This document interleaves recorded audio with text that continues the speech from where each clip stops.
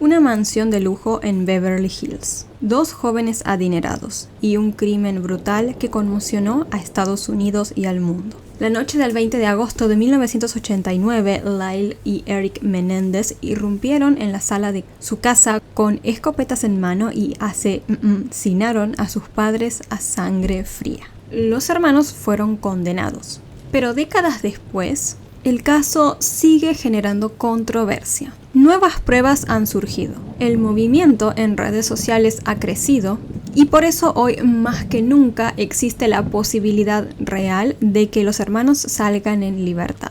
Esto lleva a muchas personas a preguntarse, ¿merecen en verdad una segunda oportunidad? Hoy les voy a estar contando en esta noche lluviosa todo el caso de los hermanos Menéndez y todo lo que estuvo pasando también en el último tiempo y por qué es posible de que quizás salgan en libertad y de hecho prontamente. Este caso va a ser un poco largo, así que los invito a hacerse un cafecito, un tecito, a prepararse algo de comer, no sé lo que ustedes quieran, porque bueno, vamos a estar un ratito aquí.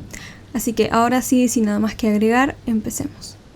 José Enrique Menéndez nació el 6 de mayo de 1944 en La Habana, Cuba. Su familia era muy competitiva, destacándose su padre como futbolista y su madre como nadadora. José, al igual que sus padres, sobresalió en otros deportes como el baloncesto, el hitball y la natación. A los 15 años, debido a la situación política de Cuba, sus padres lo enviaron solo a los Estados Unidos. En la década de los 60, Cuba vivió grandes cambios tras la Revolución Cubana en 1959, cuando Fidel Castro asumió el poder y el país se convirtió en un estado comunista. Una de las primeras medidas que se tomaron fue la nacionalización de empresas privadas, lo que afectó a la economía. Dejó a muchas personas sin empleo y provocó que los ahorros y propiedades de las familias perdieran su valor.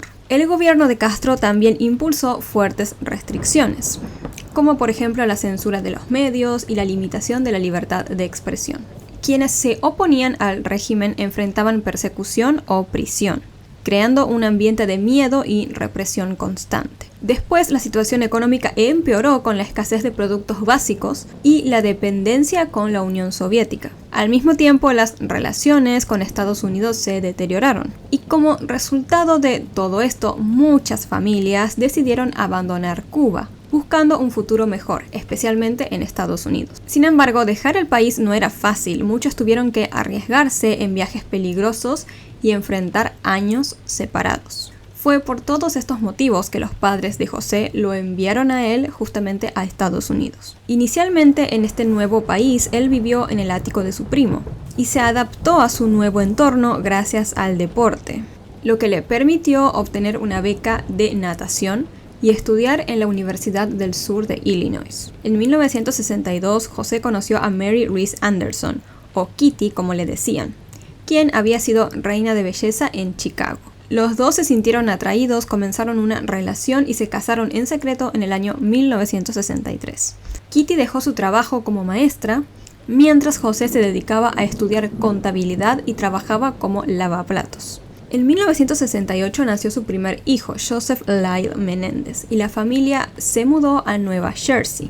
En 1970 nació su segundo hijo, a quien llamaron Eric. Durante una época José dejó su carrera de contabilidad para entrar a la industria musical, donde alcanzó grandes éxitos y se convirtió en un alto ejecutivo en el RCA Records. Gracias a este éxito profesional de José, la familia se mudó a una mansión de $1 millón en Princeton, Nueva Jersey. Allí sus hijos asistieron a escuelas privadas exigentes, donde José les exigían demasiado a sus hijos para que les fuese bien en los estudios y en los deportes.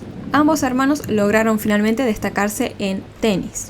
En 1986 José dejó la industria musical y se mudó a Hollywood para ingresar al mundo del cine. En 1987 se unió a Live Entertainment y logró duplicar sus ganancias en tan solo 2 años. Fue nombrado CEO de esta empresa y tenía un salario base de $500,000 anuales. Aunque solía ser elogiado por algunos ejecutivos, muchos empleados lo detestaban a José, porque decían que era agresivo y tenía tácticas implacables. Además decían que no solía tratar muy bien a las mujeres en su trabajo. José al parecer era ambicioso y mantenía relaciones extramaritales, algo que Kitty parecía ignorar. Posiblemente por el deseo de querer mantener a su familia unida y preservar claramente sus beneficios económicos. José solía sentirse avergonzado por su origen cubano y por eso ocultaba varios detalles de su pasado, como por ejemplo la universidad a la cual había asistido, que no era como tan prestigiosa, digamos. Por eso se decidió también a que sus hijos asistieran a una universidad de renombre, específicamente a la de Princeton. La familia con el tiempo se fue a vivir a Calabasas, California, en una casa alquilada, mientras construían su hogar en lo alto de una colina. Parecían estar viviendo literalmente el famoso sueño americano en su máxima expresión, ¿no? En donde una familia o una persona se va a Estados Unidos en búsqueda de fortuna y literalmente lo consigue. Sin embargo, aunque Kitty y José tenían grandes expectativas para con sus hijos, el desempeño escolar de ellos empezó a ser no tan destacado, digamos. Lyle, el hermano mayor, era muy protector con Eric, su hermano menor. Ambos compartían un vínculo muy cercano. Sin embargo, su comportamiento a veces causaba desconfianza, probablemente por las cosas que su padre les había enseñado, pues él desde siempre le había dicho a sus hijos que tenían que tener actitudes agresivas si era necesario para conseguir lo que querían. José tenía grandes expectativas para su hijo Lyle, el mayor de los dos, pero con el tiempo no solo su rendimiento escolar comenzó a bajar, sino también empezó a sentir Lyle bastante inseguridad sobre su apariencia. Sobre todo después de que le pasara una situación que lo llevó a quedarse calvo, es decir, sin nada de cabello. José, su padre, estaba obsesionado con la imagen, así que obligó a su hijo a utilizar un peluquín para ocultar su calvicie, lo que claramente aumentó la inseguridad de Lyle. Como los rendimientos escolares de los dos chicos habían bajado, pusieron todas sus energías en el tenis, en donde, como les conté, les estaba yendo bastante bien.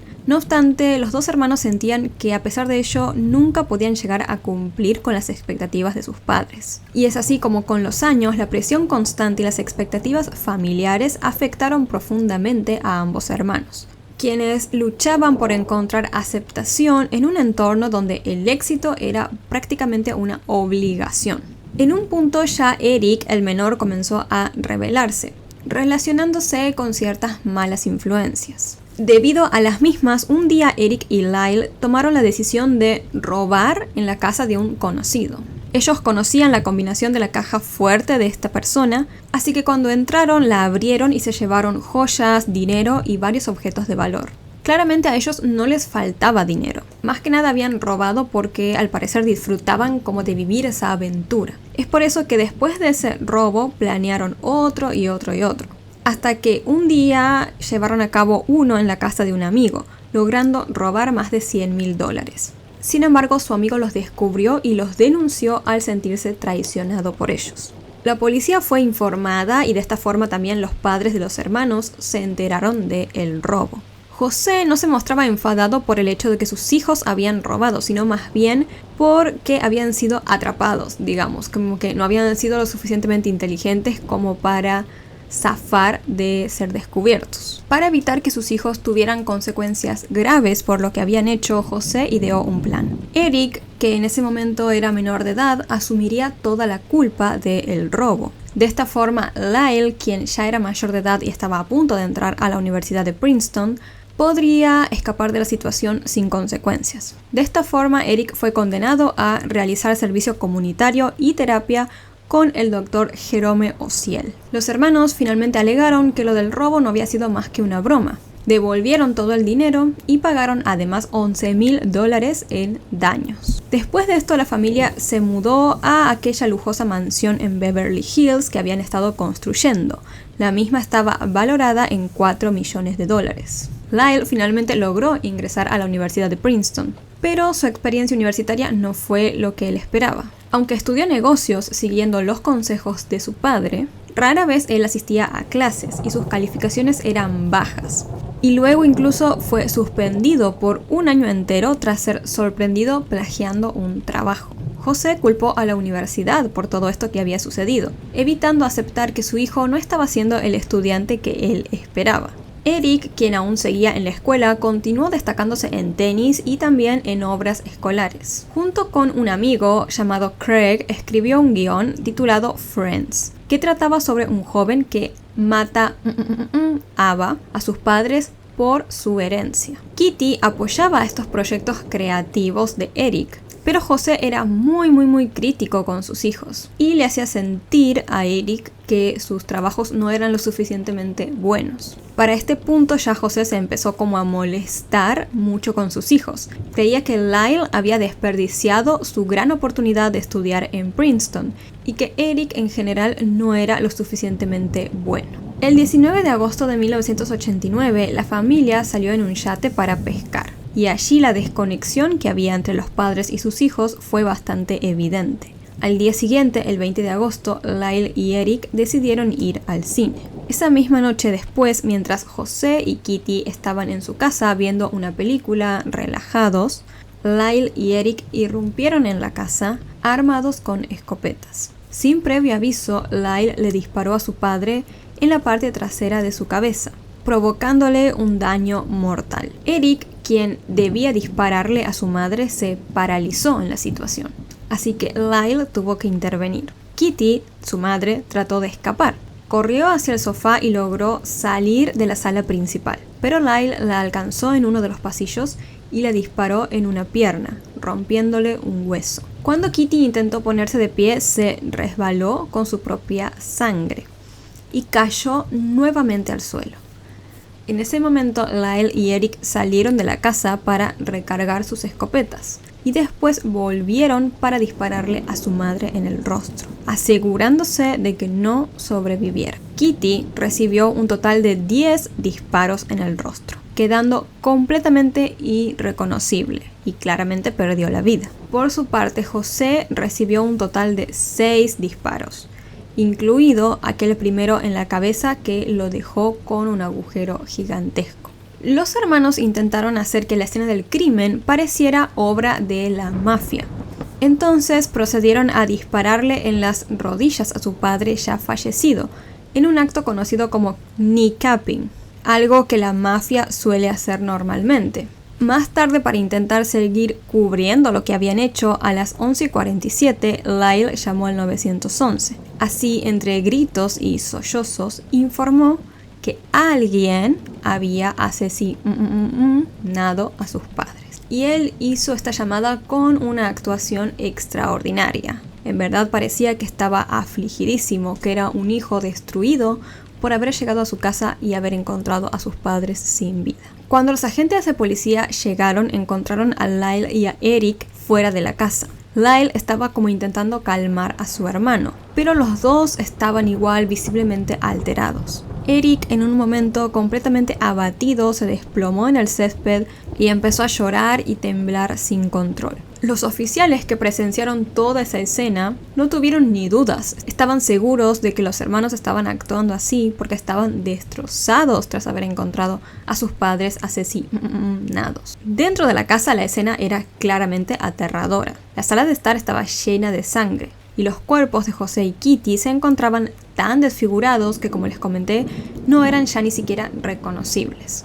Al ser después interrogados, los hermanos dijeron que cuando supuestamente sucedió el crimen, ellos habían estado en el cine viendo la película de Batman y que después se fueron a un festival gastronómico. Tras eso fue que recién volvieron a su casa y se encontraron con la espantosa escena. Al principio los investigadores, como les conté, les recontra creyeron. Ni siquiera les realizaron pruebas de residuos de pólvora en sus manos, lo cual solía ser un procedimiento estándar y que incluso si se las hacían, los iban a encontrar culpables ya desde ese primer momento. Pero como no sospechaban para nada de ellos, no les realizaron ninguno de estos procedimientos.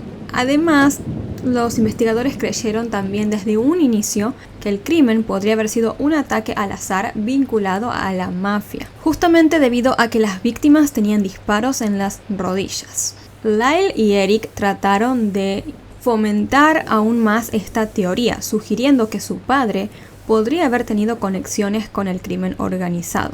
Sin embargo, con el tiempo, ya ahí sí los detectives comenzaron a notar ciertas inconsistencias.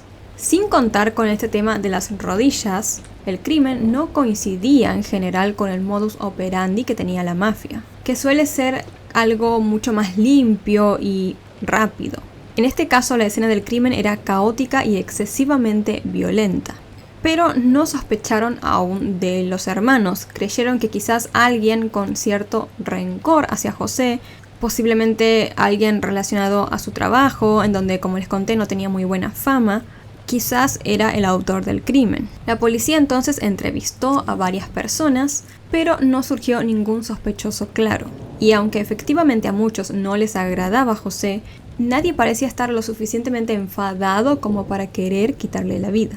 Mientras tanto, Eric y Lyle mantenían su versión de los hechos, aparentando estar devastados. Decían incluso que ellos temían por sus vidas, porque decían, bueno, si a mis padres les hicieron eso, a nosotros también nos pueden venir a hacer lo mismo. Este temor los llevó a los dos a vivir en hoteles lujosos e incluso también a tener guardaespaldas. Sin embargo, poco después comenzaron a gastar la fortuna familiar de manera excesiva. Lyle, por ejemplo, se compró 3 relojes Rolex. Y esto lo hizo antes del funeral de su padre, al cual los 2 hermanos, por cierto, llegaron tarde, luciendo ropa nueva y costosa, actuando también de manera extraña e inapropiada.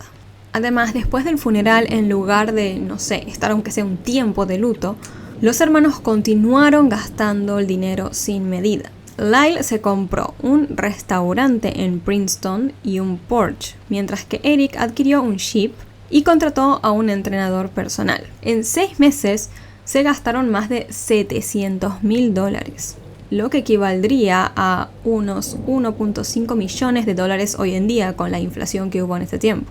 Estos comportamientos extravagantes por parte de los hermanos fueron los que empezaron a levantar sospechas. Pero nadie al principio parecía ni siquiera querer cuestionar su historia.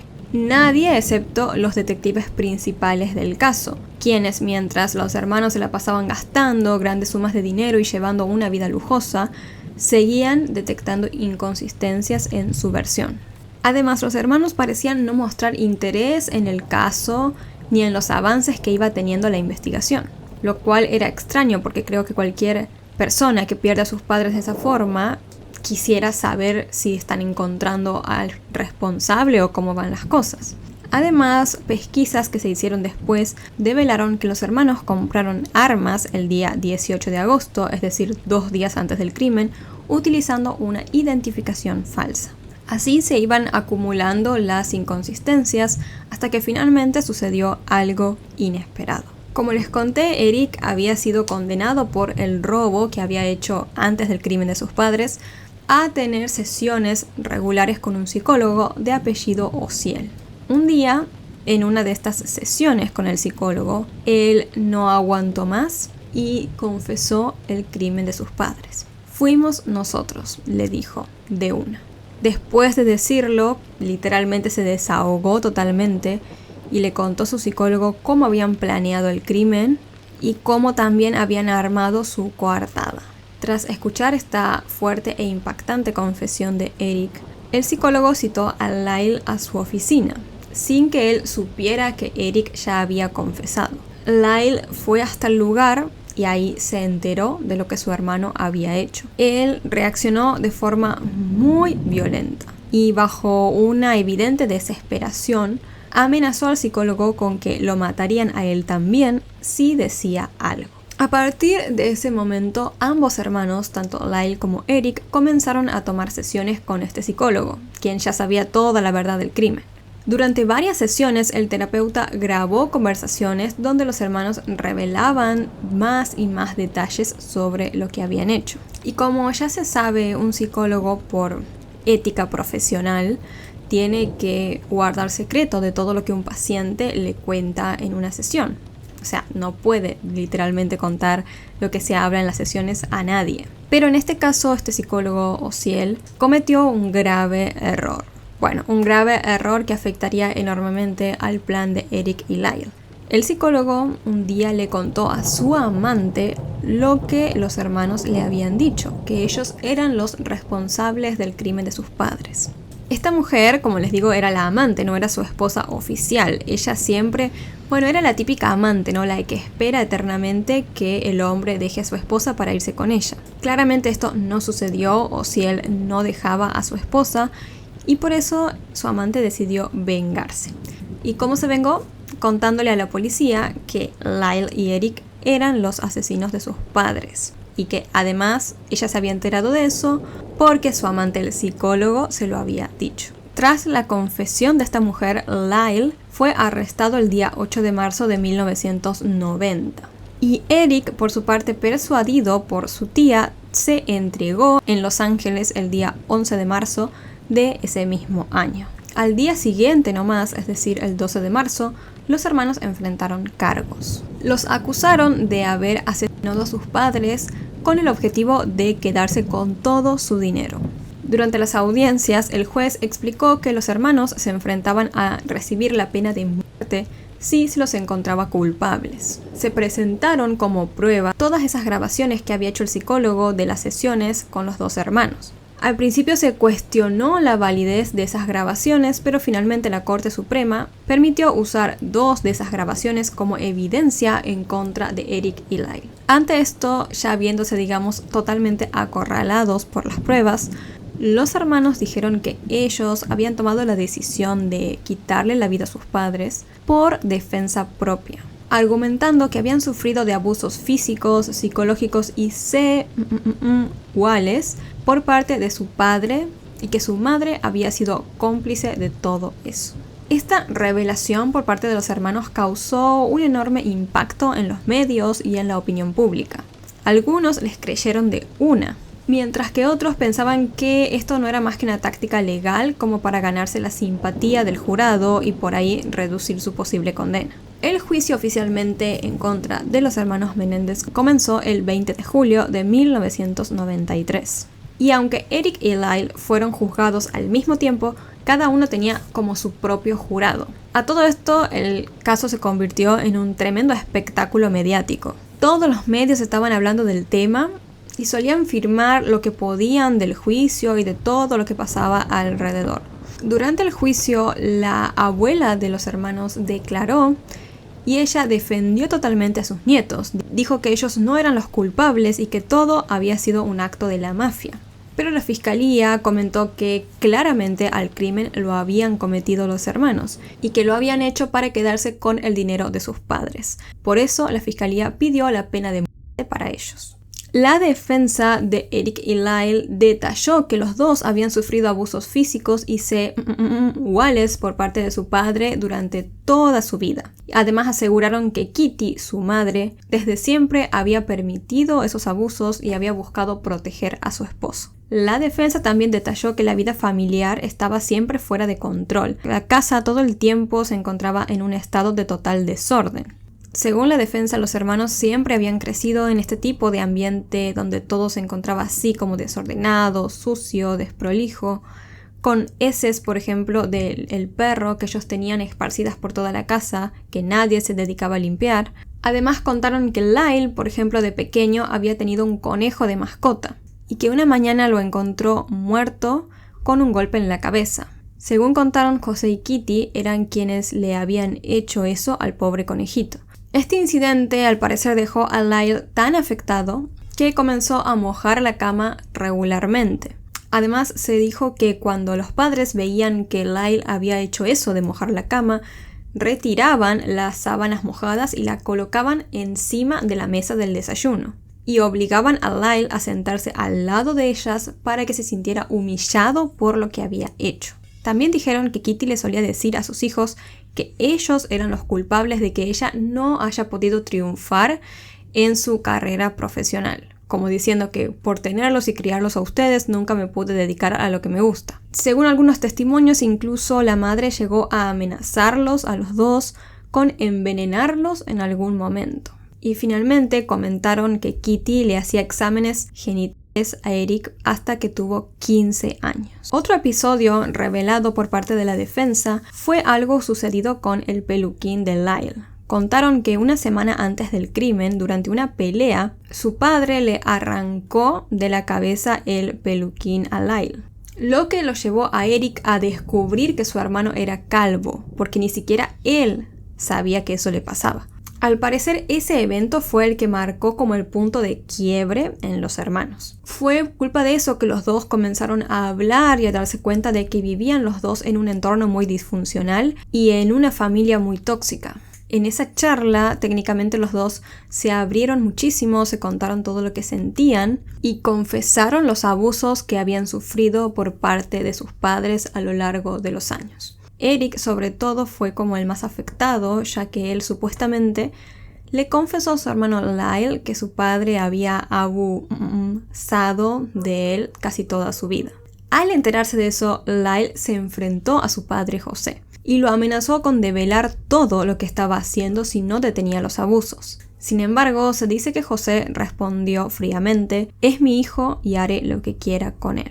Según la defensa, fue después de esa frase que los hermanos decidieron que tenían que actuar porque sus vidas corrían peligro. Creían que su padre podría llegar a matarlos para evitar que sus secretos salieran a la luz. Ambos hermanos testificaron durante su juicio y esto se convirtió en un elemento clave para el caso, pues dieron descripciones muy gráficas de todos los abusos que habían sufrido de todo tipo y lo hicieron de forma muy detallada, contando que incluso su padre solía utilizar ciertos objetos para hacer ustedes ya saben qué con ellos. En un momento durante el juicio hicieron que una prima de los hermanos testificara. Y ella contó que Lyle le había confiado cuando era niño, cuando tenía apenas 8 años, que estaba siendo abusado por su padre. Por otro lado, otra persona quien testificó fue Craig, el amigo de Eric, con quien él había escrito un guión, ¿se acuerdan? En la escuela. Y curiosamente, si recuerdan, ese guión hablaba de un joven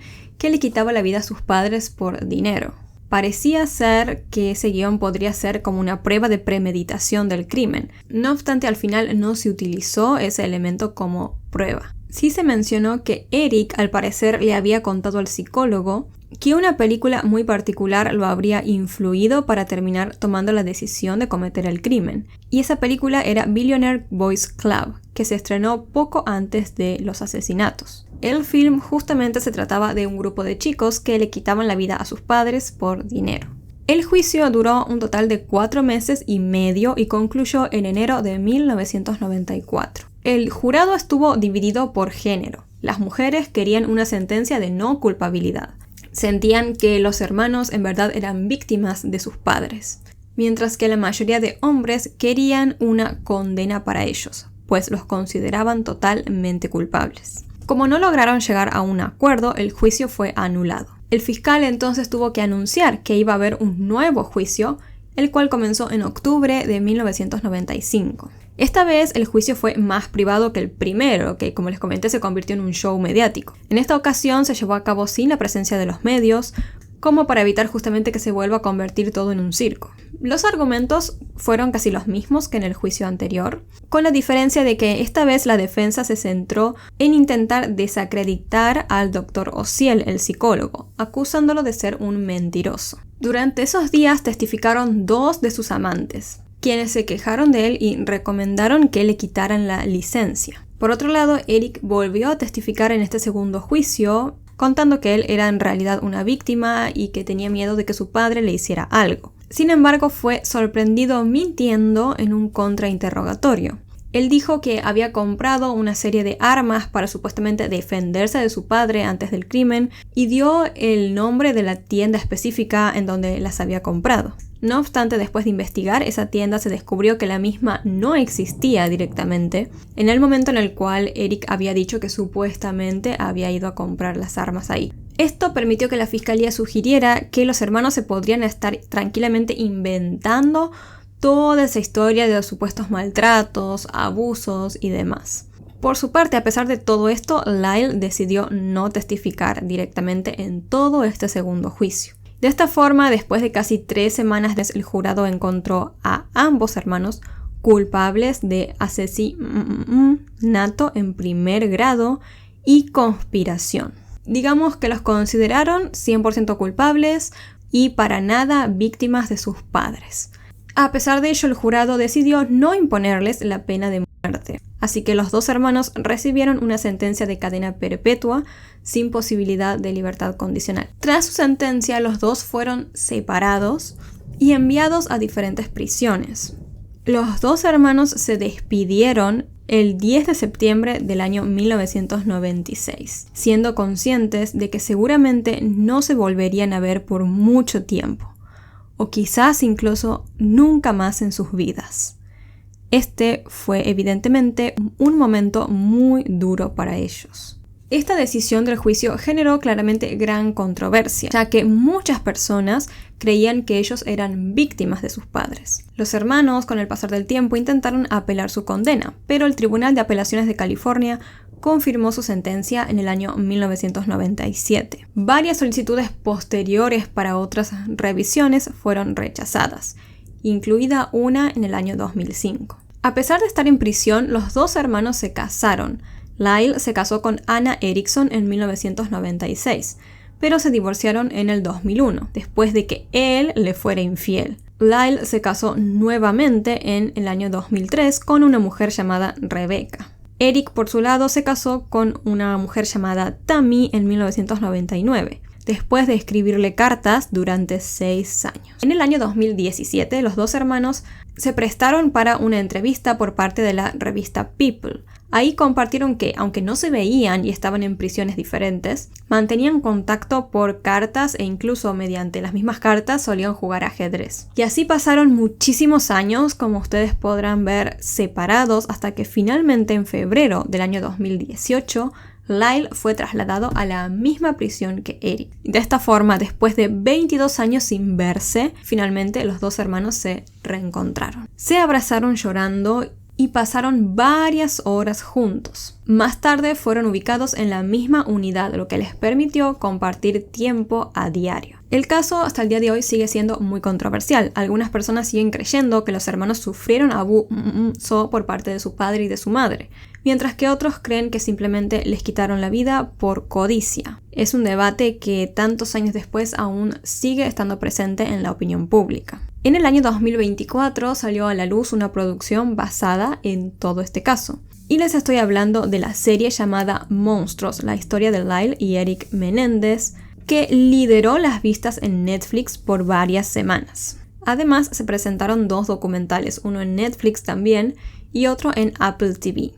Este último presentó una nueva evidencia en el caso, pues apareció Roy Rosselló, un ex Menudo, que era una banda musical de niños, diciendo que él había sufrido efectivamente abusos por parte de José Menéndez cuando era niño y estaba en esta banda. Recordemos que José Menéndez, el padre, trabajaba en la industria musical y él justamente por aquella época estaba detrás de la producción de Menudo, que era, como les digo, esta banda formada por varios niños. Además de esta evidencia importante, se encontró una carta que Eric le había enviado a su primo varios meses antes del crimen, y en esta él contaba varios malos tratos que había recibido por parte de su padre.